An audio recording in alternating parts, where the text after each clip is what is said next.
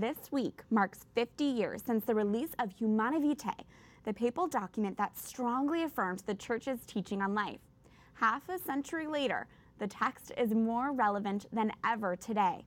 In this week's Pro-Life Focus, hear how one diocese is bringing the good news of Humanae Vitae to people in a new way.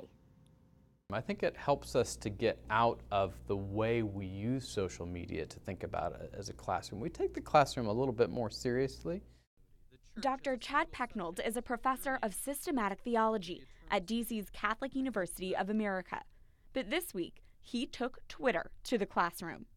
We are just learning how to use social media for the spread of the gospel.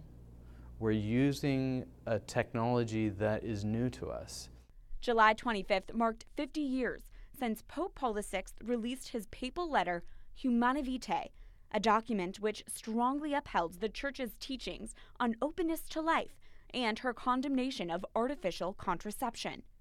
The anniversary provided a major teaching opportunity, so the professor teamed up with Virginia's Diocese of Arlington to share his theology lessons with the online world.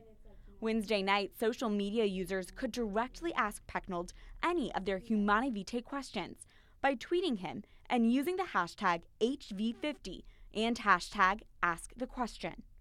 Unfortunately, people aren't coming to church like they used to be. And I think that Twitter offers us this new platform to maybe to engage people at a different level.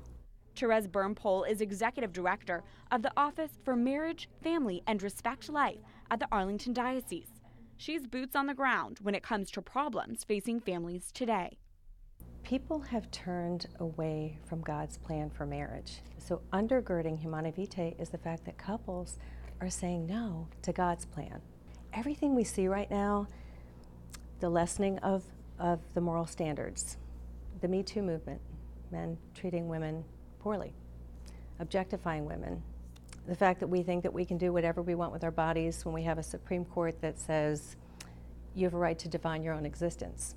But here's the great news, is Humanae Vitae gives us a pathway back to wholeness. Pecknold says today's problems means people will now be more open to Pope Paul VI's prophetic writings. I think Humanae Vitae is more relevant now than it was 50 years ago. And many people did not truly enter into a dialogue with Paul VI's teaching. They came with dissent. Dissent doesn't ask questions.